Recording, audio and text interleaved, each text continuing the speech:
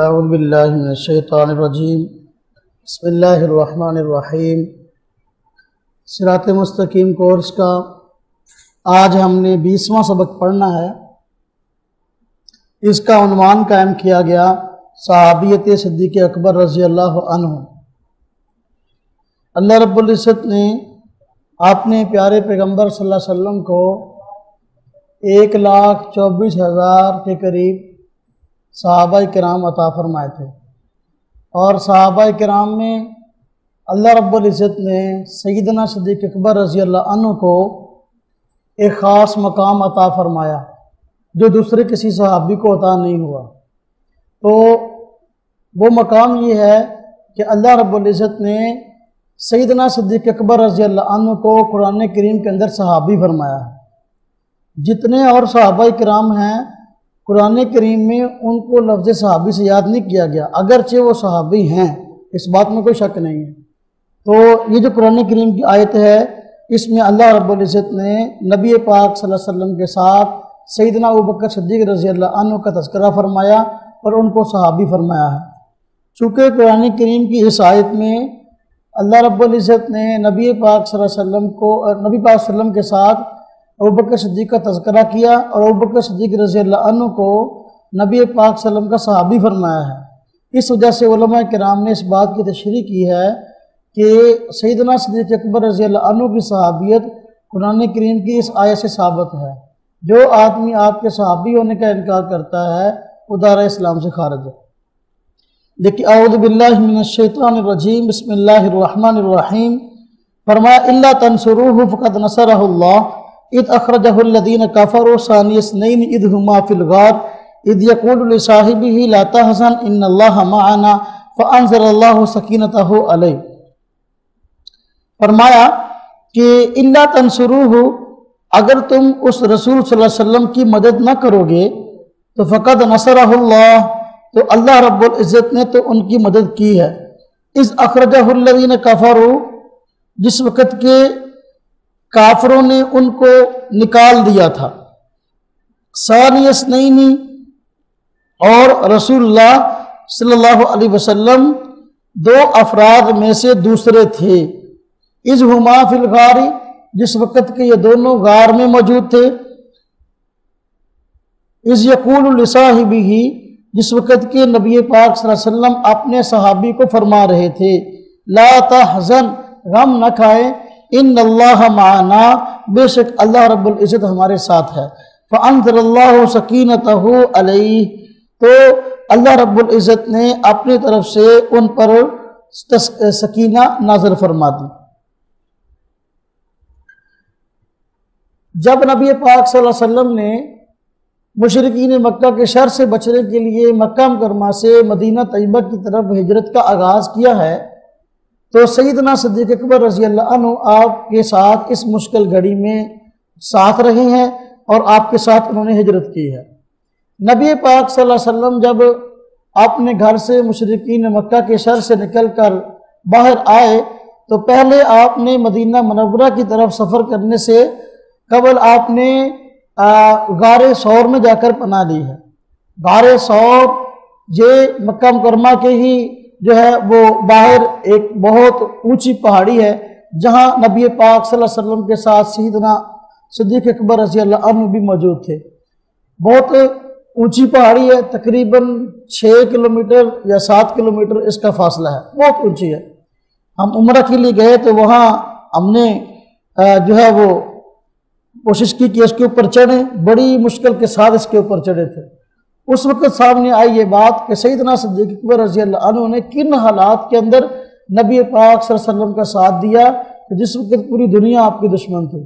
اور یہ بھی آیا نا تاریخ کے اندر کہ سیدنا صدیق اکبر رضی اللہ عنہ نبی پاک صلی اللہ علیہ وسلم کے ساتھ تھے، تو جب غار پہ آپ پہاڑ پہ چڑھ رہے تھے تو غار تو بہت اونچائی پر تھی اور نبی پاک صلی اللہ علیہ وسلم تھک گئے، رستے میں کانٹے تھے، ابوبکر صدیق رضی اللہ عنہ نے نبی پاک صلی اللہ علیہ وسلم کو کندھے پہ اٹھا لیا تھا۔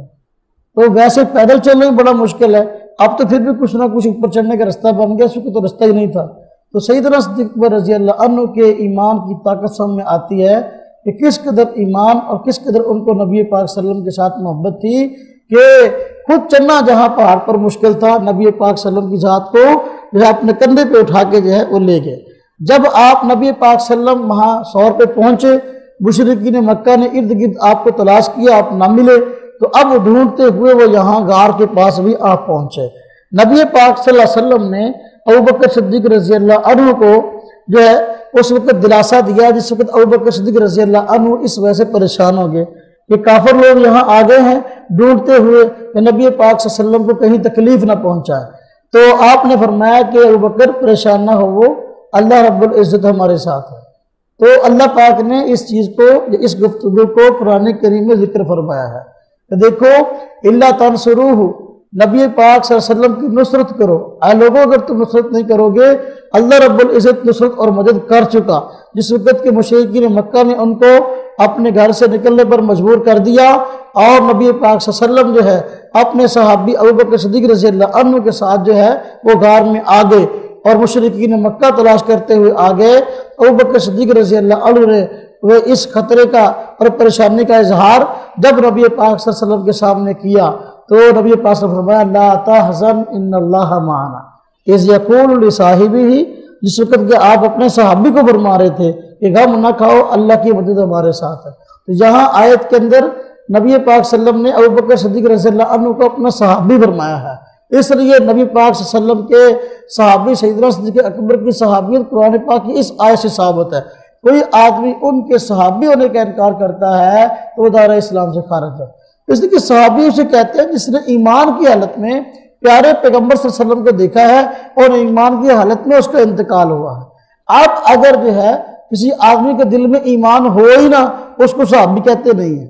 صحابی کہتے ہیں اس کو جس نے ایمان کی حالت میں دیکھا، ایمان کی حالت میں جو ہے اس کا انتقال ہوا ہے۔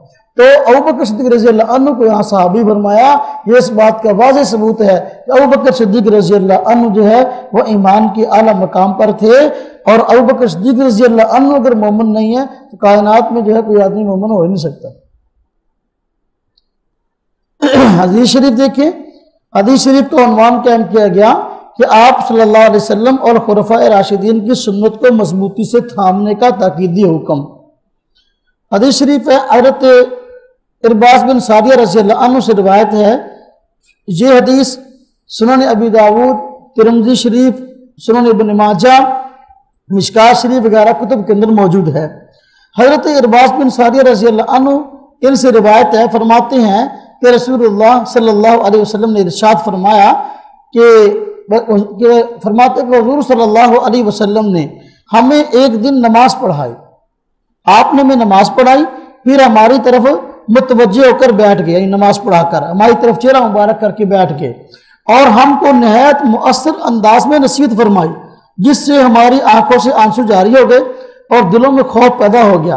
ایک شخص نے عرض کی، اے اللہ کے رسول، گویا کہ معلوم ہوتا ہے کہ یہ الوداعی نصیحت ہے، لہذا ہمیں وصیت فرما دیجئے۔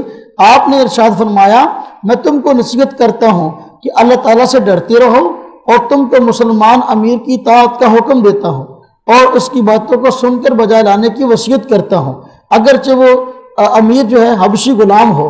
تم میں سے جو شخص میرے بعد زندہ رہے گا وہ بہت اختلاف دیکھے گا، ایسے وقت میں تم پر لازم ہے کہ میری سنت اور میرے ہدایت یافتہ خلفائے راشدین کی سنت کو لازم پکڑو اور اس پر قائم رہو اور اس کو دانتوں سے مضبوطی سے پکڑے رہو، اور تم دین میں نئی نئی باتیں پیدا کرنے سے بچو، اس لیے کہ ہر نئی بات بدعت ہے اور ہر بدعت گمراہی ہے۔ نبی کریم صلی اللہ علیہ وسلم نے اس حدیث میں آیا کہ ایک دن نماز سے فارغ ہوئے، صحابہ کرام کی طرف متوجہ ہو کر ان کو بڑے ہی بلیغ اور احسن انداز سے آپ نے نصیحت فرمائی۔ جب آپ نے نصیحت فرمائی تو صحابہ کرام نے اس نصیحت اور واعظ کو سنا تو آنکھوں سے آنسو جاری ہو گئے، رونے لگ گئے۔ تو بعض حضرات کو یہ کھٹکا لگا کہ ایسے معلوم ہوتا ہے کہ نبی پاک صلی اللہ علیہ وسلم جو ہے ہمیں کوئی الوداعی گفتگو کر رہے ہیں، ان قریب دنیا سے پردہ فرمانے والے ہیں۔ اس لیے ایک صحابی نے کہا کہ آپ کے الفاظ تو یوں لگتے ہیں جیسے ایک الوداع ہونے والے شخص کی گفتگو ہو، تو آپ ہمیں کچھ مزید بھی وصیت فرما دیجئے۔ تو نبی پاک صلی اللہ علیہ وسلم نے پھر جو وصیت کے الفاظ ارشاد فرمائے تو فرمایا کہ پہلی بات یہ ہے، میں تم کو نصیحت کرتا ہوں کہ اللہ تعالیٰ سے ڈرتے رہو، تقوی اختیار کرو۔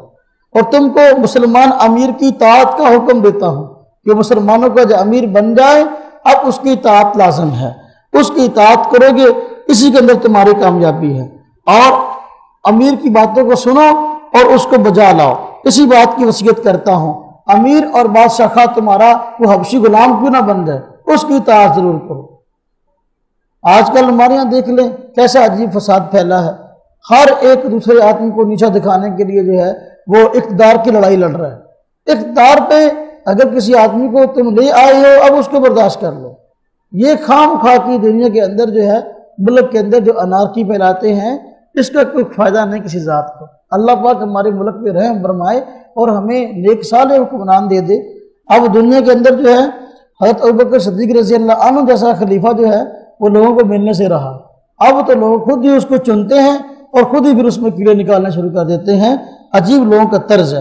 نبی پاک صلی اللہ علیہ وسلم کی وصیت ہے کہ جس کو اپنا امیر منتخب کر لو اب اس کی اطاعت کرو، خواہ وہ حبشی غلامی کیوں نہ ہو۔ پھر فرمایا تم میں سے جو شخص میرے بعد زندہ رہے گا وہ بہت اختلاف دیکھے گا، یعنی لوگوں میں اختلاف ہو جائے گا، لوگ مختلف فرقوں کے اندر بٹ جائیں گے اور کوئی آدمی کچھ کہے گا اور کوئی کچھ کہے گا۔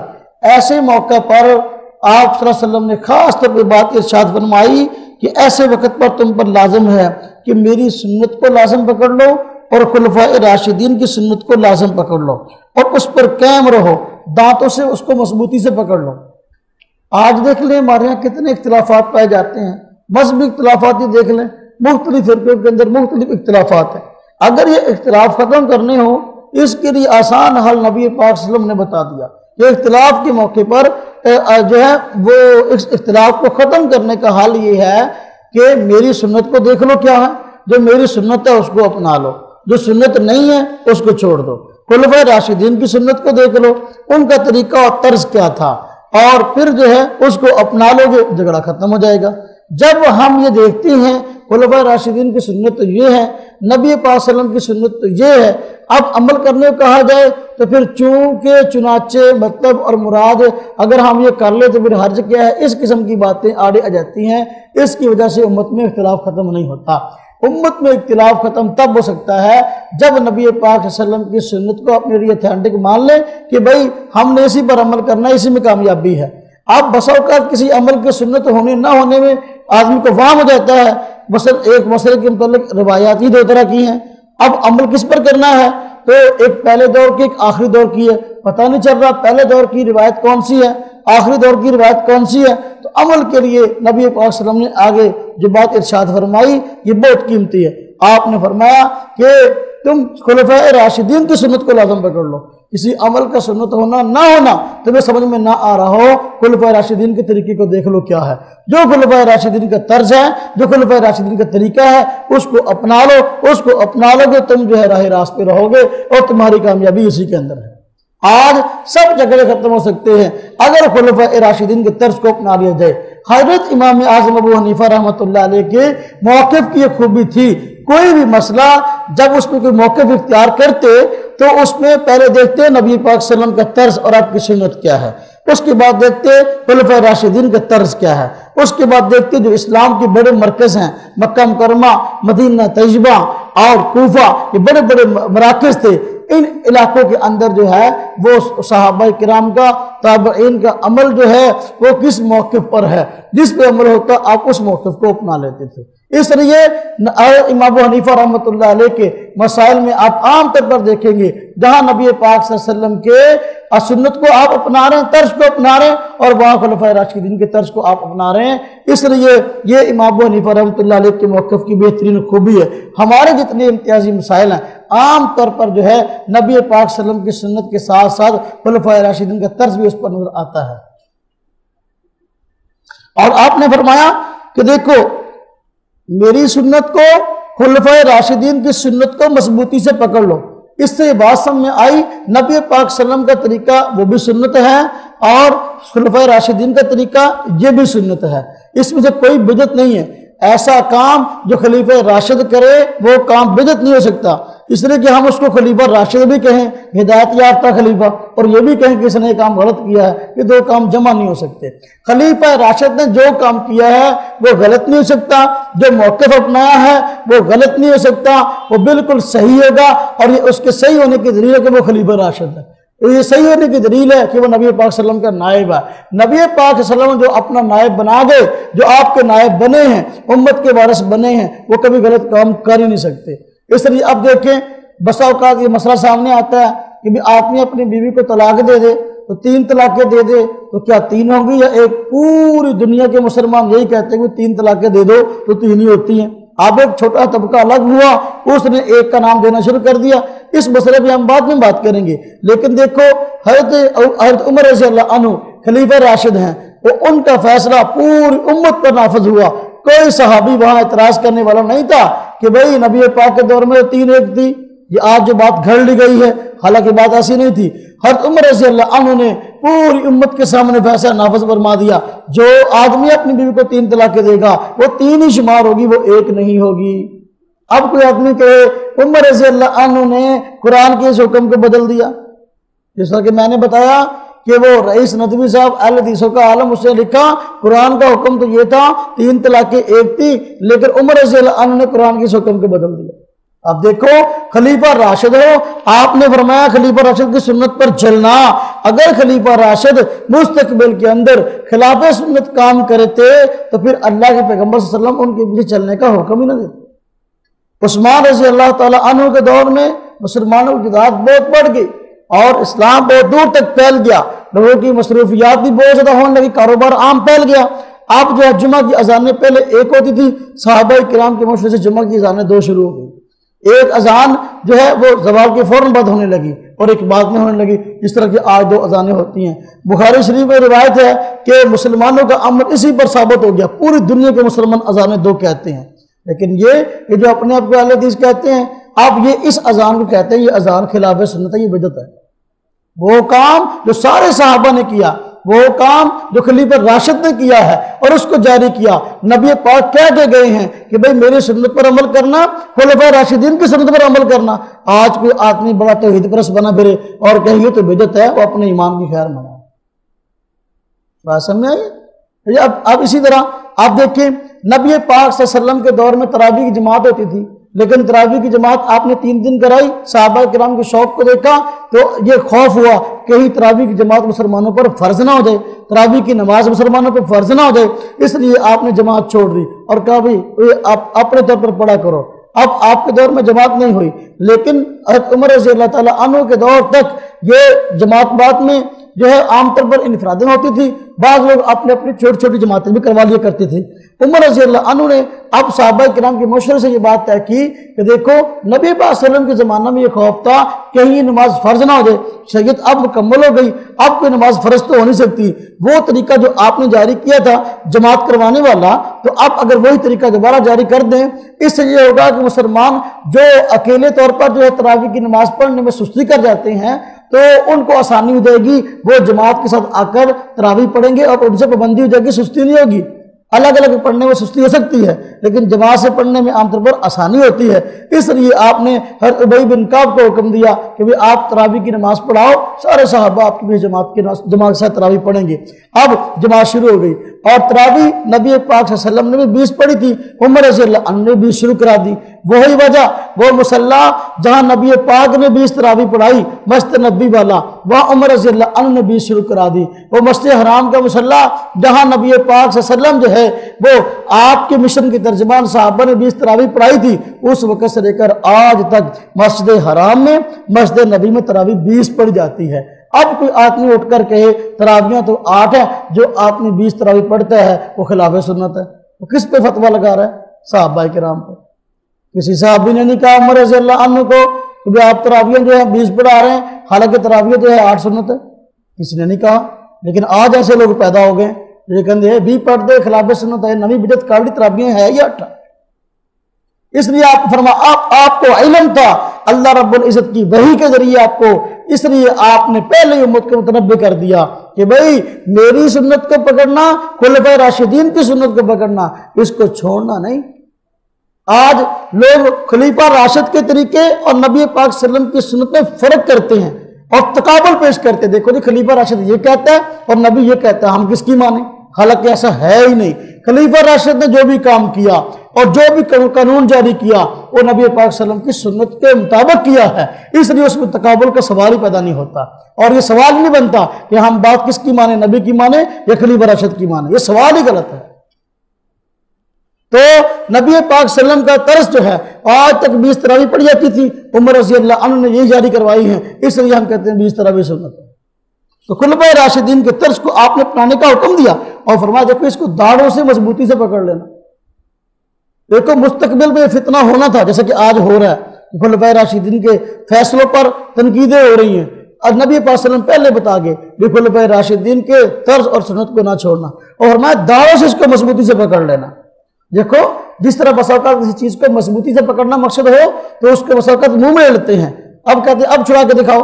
جس طرح کہ دو بچے لڑ رہے ہیں آپس کے اندر، کوئی چیز چھین رہے ہوں، چھینا جپٹی کے اندر جو ہے بچہ وہ چیز منہ میں لے لیتا ہے، کہتا ہے اب چھڑا کے دکھاؤ، اور دوسرا آدمی کھینچتا اور کھینچ نہیں جاتی، داڑھ کے اندر لے لی مضبوط ہو گیا، اب وہ کھینچتا تو کھینچ نہیں جا رہی، مضبوطی سے اس کو پکڑ لیا۔ اسی طرح آپ نے فرمایا میری سنت کو، خلفائے راشدین کی سنت کو مضبوطی سے پکڑ لینا داڑھوں کے ساتھ۔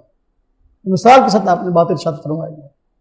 تو آج جو ہمیں خلفائے راشدین کی سنت چھڑانا چاہتے ہیں نا، ہمیں اس کو داڑھوں کے ساتھ مضبوطی سے پکڑنے کی ضرورت ہے۔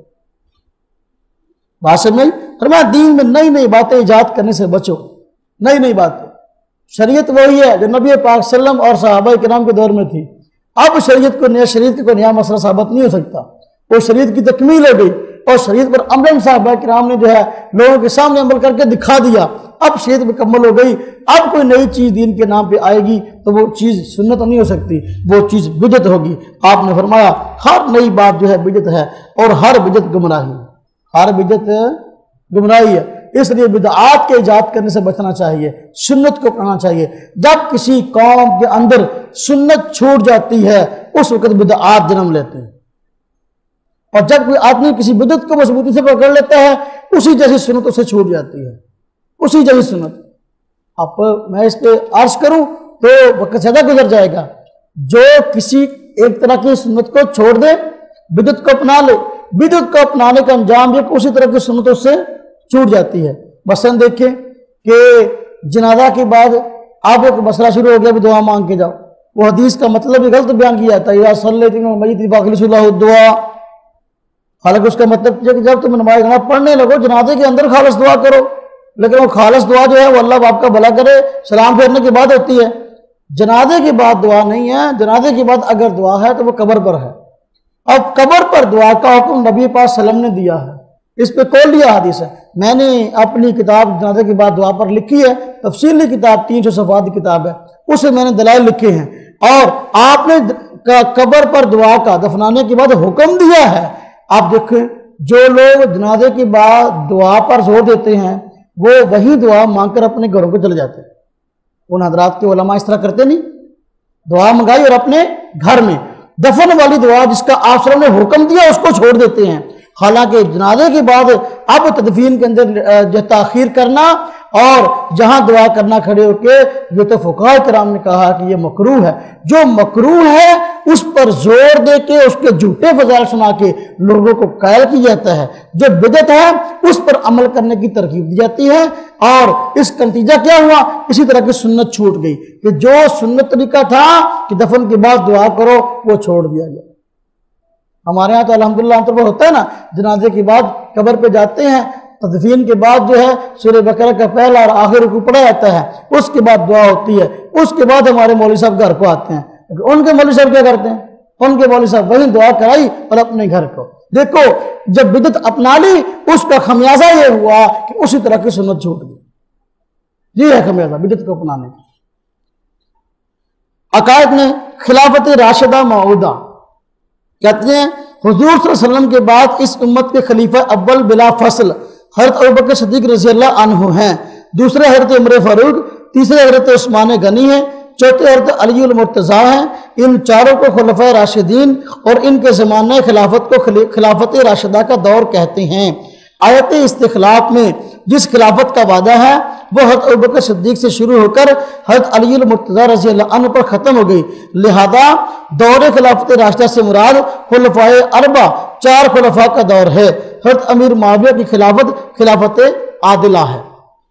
یہ سمجھ لیں، اللہ رب العزت نے قرآن پاک میں خلافت کا وعدہ فرمایا تھا مسلمانوں سے کہ وعد اللہ الذین آمنوا وعملوا الصالحات منکم لیستخلفنہم فی الارض۔ ہاں جی، اللہ پاک نے وعدہ فرمایا تھا کہ اس زمین پر تمہارا نظام، تمہاری حکومت جاری ہوگی، یہ خلافت والا نظام جاری ہوگا۔ ہم کہتے ہیں کہ یہ واقعی اپنا معاملہ ثابت ہو گیا۔ خلفاء راشدین کے اقتدار پر آنے سے وہ خلفاء بنے اور ان کے ہاتھ میں اقتدار آیا تو دین پوری دنیا کے اندر پھیل گیا۔ جس خلافت کا وعدہ اللہ پاک نے قرآن کریم میں فرمایا تھا لَيَسْتَخْلِفَنَّهُمْ فِي الْأَرْضِ، تو وہ خلافت کا وعدہ خلافت راشدہ کے وجود میں آنے سے سیدنا ابوبکر صدیق، سیدنا عمر فاروق، حضرت عثمان غنی، حضرت علی رضی اللہ عنہ کے خلیفہ بننے سے وہ وعدہ پورا ہو گیا اور پوری دنیا کے اندر جو ہے اسلام پھیل گیا۔ یہ وعدہ پورا ہو گیا، اس لیے یہ 4 خلفاء، آپ نے فرمایا تھا میرے بعد خلافت جو ہے وہ 30 سال ہے۔ حضرت علی رضی اللہ تعالیٰ عنہ جو ہیں، علی رضی اللہ تعالیٰ عنہ کے وفات پر 30 سال پورے ہو گئے۔ اس لیے ہم کہتے ہیں کہ جو حضرت علی رضی اللہ عنہ ہیں یہ خلیفہ راشد ہیں جہاں تک خلافت راشدہ کا دور ختم ہو گیا۔ ابوبکر صدیق رضی اللہ عنہ شروع ہوا، حضرت علی پہ ختم ہو گیا۔ خلافت راشدہ کا معنی وہ خلافت جو علی منہاج النبوہ ہے، نبی پاک صلی اللہ علیہ وسلم کے نہج اور آپ کے طرز پر جو خلافت ہوئی ہے حضرت علی رضی اللہ تعالیٰ عنہ کے جو ہے وہ دور کے آخر تک ہوئی ہے۔ اب آپ کے بعد سیدنا معاویہ رضی اللہ عنہ، اب حضرت حسن رضی اللہ عنہ جو ہیں، حضرت علی رضی اللہ عنہ کے بعد ان کو جو ہے وہ خلیفہ بنا دیا گیا، لیکن ان کی خلافت در حقیقت حضرت علی رضی اللہ عنہ کی خلافت کا ہی حصہ تھا۔ وہ 6 ماہ تک جو ہے وہ رہے ہیں، اب اس کے بعد حضرت معاویہ رضی اللہ عنہ کے ہاتھ پر انہوں نے بیعت کر لی ہے۔ حضرت معاویہ رضی اللہ عنہ کے دور میں بھی خلافت کا نظام جاری ہوا، لیکن اس کو خلافت عادلہ کہتے ہیں۔ کیا کہتے ہیں؟ 30 سال پورے ہو گئے تھے، 30 سال پورے ہو گئے تھے خلافت راشدہ کے، اس لیے اب جو آپ کی خلافت ہے اسے کہتے ہیں آپ کی خلافت خلافت عادلہ تھی۔ عادلہ کا مطلب ظالمانہ نہیں تھی۔ اس دور کے اندر جو فیصلے حضرت معاویہ رضی اللہ عنہ نے کیے ہیں وہ سب کے سب فیصلے برحق اور عدل و انصاف پر مبنی تھے اور اسلام کے تقاضوں کے مطابق تھے۔ بات سمجھ آئی؟ یہ عادلہ ہونے کا مطلب ہے۔ وہ جو شیعہ حضرات اور بعض لوگ ان سے متاثر ہو کر سیدنا معاویہ رضی اللہ عنہ پر تنقید کرتے ہیں اور آپ کے دور اقتدار پر تنقید کرتے ہیں اور شیعوں سے باتیں لے کر جو ہے طرح طرح کی منفی پراپیگنڈے اور سازشیں کرتے ہیں، ان پراپیگنڈوں کا اور سازشوں کا حقیقت سے کوئی تعلق نہیں ہے۔ حضرت معاویہ رضی اللہ عنہ کا دور بھی تاریخ اسلام کا ایک سنہری دور تھا اور اس دور کے اندر اسلام کو بہت ترقی نصیب ہوئی۔ مقام صحابہ کرام، صحابہ جتنے بھی ہیں وہ سب کے سب جنتی ہیں، اللہ رب العزت نے سب کے ساتھ جنت کا وعدہ فرما لیا۔ اب دیکھیں لیکن جو صحابہ کرام ہیں ان میں بھی مراتب کے اعتبار سے فرق ہے۔ جس طرح کہ دیکھو نبی بحیثیت نبی پوری انسانیت کا جو ہے سب سے اعلیٰ فرد ہے، لیکن نبیوں میں بعض سے افضل تھے، اس طرح صحابہ کرام میں بعض سے افضل ہیں۔ ہمیں انبیاء کے بعد انسانوں میں سب سے اعلیٰ ترین درجہ جو ہے وہ صحابہ کرام کا ہے، وہ ترتیب ذیل۔ کیسے؟ سب سے پہلا مقام جو ہے صحابہ کرام میں خلفاء راشدین کا ہے، علی ترتیب الخلافہ، یعنی خلفاء راشدین میں بھی سب سے افضل ابوبکر صدیق، پھر حضرت عمر فاروق، پھر حضرت عثمان غنی، پھر حضرت علی المرتضیٰ رضی اللہ عنہ کا نمبر ہے، یعنی فضیلت کا یہی اعتبار ہے۔ یہ جو ایک نعرہ چلا نا دماغ مست کے اندر علی دا پہلا نمبر، اے بھائی سنیوں کا نعرہ نہیں ہے گا، یہ اہل سنت کا نہیں، یہ شیعوں نے جاری کیا ہے۔ اب شیعوں کی دیکھا دیکھی جو ہے اور لوگ اب اس کو بھی جو ہے وہ اپنا گانے کی طرز پر پڑھنے لگے ہیں۔ ہمارے لوگ جن کو پتہ ہی نہیں کہ اس کا پس منظر کیا ہے، وہ تو شیعہ کہتے ہیں پہلا حق ابوبکر صدیق کا نہیں تھا، علی رضی اللہ عنہ کا تھا، حالانکہ اپنے مصلی پر نبی پاک صلی اللہ علیہ وسلم نے علی رضی اللہ عنہ کو کھڑا نہیں کیا تھا، ابوبکر صدیق کو کھڑا کیا تھا۔ تو اب ابوبکر صدیق رضی اللہ عنہ پوری امت میں سب سے افضل، پھر درجہ ہے عمر فاروق رضی اللہ عنہ کا، پھر حضرت عثمان کا، پھر حضرت علی رضی اللہ عنہ کا۔ اب یہ خلافت خلفاء راشدین پورے سب صحابہ کی جماعت میں سب سے افضل ہیں۔ اس کے بعد مقام ہے عشرہ مبشرہ کا۔ عشرہ مبشرہ میں 4 تو وہی ہیں جو خلفائے راشدین ہیں، باقی 6 اس کے علاوہ جو ہیں حضرت سعد ہیں، حضرت سعید ہیں، حضرت طلحہ ہیں، حضرت عبد الرحمن بن عوف ہیں، ہے نا جی، جو باقی 6 ہیں ان کا مرتبہ جو ہے وہ اپنا خلفائے راشدین کے بعد ہے اور باقی تمام صحابہ کرام سے اعلیٰ ہے، افضل ہے۔ نمبر 3 اصحاب بدر، عشرہ مبشرہ کے بعد مرتبہ ہے یا درجہ ہے اسلام میں ان صحابہ کا جنہوں نے جنگ بدر کے اندر شرکت کی ہے۔ جنہوں نے جنگ بدر کے اندر شرکت کی، اللہ رب العزت نے ان کے ساتھ بھی خوشنودی کا اعلان کیا، ان پر بھی راضی ہونے کا اعلان کیا، اس لیے عشرہ مبشرہ کی بات جو ہے وہ اصحاب بدر کا مرتبہ ہے۔ عشرہ مبشرہ جانتے ہیں نا، وہ 10 صحابہ جن کا اپنے نام لے کر جنتی ہونے کی بشارت دی تھی۔ نمبر 4 اصحاب بیت رضوان، اصحاب بدر کے بعد جو ہے وہ اصحاب بیت رضوان کا مرتبہ ہے۔ بیت رضوان جب نبی پاک صلی اللہ علیہ وسلم نے عمرے کا ارادہ کیا صحابہ کرام کے ساتھ، حدیبیہ کے مقام پر آپ کو روک دیا گیا۔ مشرکین مکہ نے کہا کہ ہم آپ کو عمرہ کرنے نہیں دیں گے، اور صحابہ کرام کو روک دیا، اور پھر ایک معاہدہ ہوا جس کو صلح حدیبیہ کے نام سے یاد کرتے ہیں۔ اس وقت ایک جھوٹی افواہ مشہور ہو گئی تھی، عثمان رضی اللہ عنہ جو ہیں وہ مکہ مکرمہ میں حالات کی خبر گیری گئے تھے، تو مشرکین مکہ نے خبر مشہور کر دی تھی کہ عثمان رضی اللہ عنہ کو شہید کر دیا گیا۔ نبی پاک صلی اللہ علیہ وسلم نے حضرت عثمان رضی اللہ عنہ کی شہادت کا بدلہ لینے کے لیے جو ہے صحابہ کرام سے بیعت لی تھی، تو اس بیعت پر اللہ رب العزت کی ذات راضی ہوئی۔ تو اگرچہ بعد میں علم ہوا کہ وہ جو ہے خبر جھوٹی تھی، لیکن چونکہ یہ بیعت اخلاص پر تھی، رب تعالیٰ نے صحابہ کرام کی اخلاص کو دیکھ کر جو ہے صحابہ کرام سے راضی ہونے کا اعلان کر دیا کہ یہ صحابہ کرام جنہوں نے اس اخلاص کے ساتھ نبی پاک صلی اللہ علیہ وسلم کی ہاتھ بیعت کی ہے، اللہ رب کی ذات ان سے راضی ہے۔ لقد رضی اللہ عن المؤمنین اذ یبایعونک تحت الشجرہ، یہ اللہ پاک نے فرمایا اللہ ان سب سے راضی ہو گئے ہیں۔ تو ان کا مرتبہ ہے جنہوں نے اس وقت جو ہے صلح حدیبیہ کے موقع پر جو ہے وہ نبی پاک صلی اللہ علیہ وسلم کے ہاتھ پر بیعت کی ہے۔ اس کے بعد مرتبہ ہے شرکائے فتح مکہ کا، یعنی ان صحابہ کرام کا جو فتح مکہ میں جو ہے وہ نبی پاک صلی اللہ علیہ وسلم کے ساتھ مل کر جو ہے وہ گئے ہیں، اور فتح مکہ میں جو ہے اپنا یہ مارکہ ہوا اس میں انہوں نے شرکت کی ہے۔ اگرچہ بعض حد تک جنگ نہیں ہوئی، لیکن جو شرکت کے لیے گئے ہیں ان کا مرتبہ جو ہے وہ اصحاب بیت رضوان کی بعد ہے، اور بعد والوں سے جو ہے وہ افضل ہیں۔ نمبر 6 وہ صحابہ جو فتح مکہ کے بعد اسلام لائے ہیں، اس کے بعد مرتبہ ان صحابہ کرام کا ہے۔ ہاں جی، فتح مکہ کے بعد بھی صحابہ کرام مسلمان ہوئے نا جی، اس کے بعد مرتبہ ان صحابہ کا ہے۔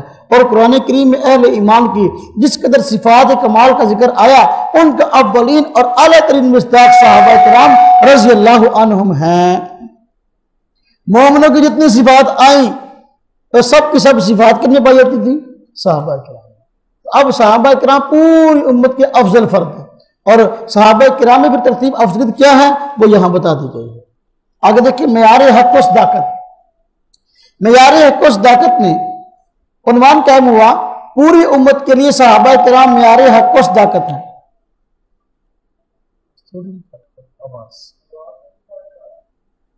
صحابہ کرام پوری امت کے لیے معیار حق ہیں، ہاں جی،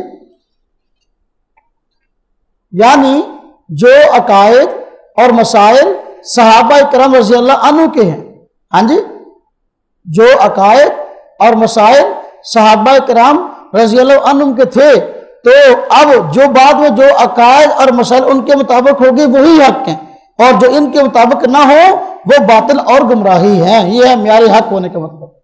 صحابہ کرام معیار حق و صداقت مطلب جو عقائد صحابہ کے ہیں وہی عقائد مسلمانوں کے ہوں گے تو قابل قبول ہیں، جو اعمال صحابہ کرام کے ہیں ویسے اعمال لوگوں کے ہوں گے تو وہ قابل قبول ہیں، ایسے نہ ہوں گے تو قابل قبول نہیں ہے۔ جو مطلب ہے کل اس کی وضاحت ہم نے بڑی تفصیل کے ساتھ کی تھی۔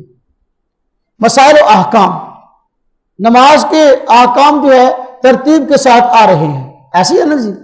تو آج کے سبق میں یہ جو آج کا 20واں سبق ہے، اس میں سجدہ سہو کے مسائل ہے کہ سجدہ سہو نماز میں کب واجب ہوتا ہے۔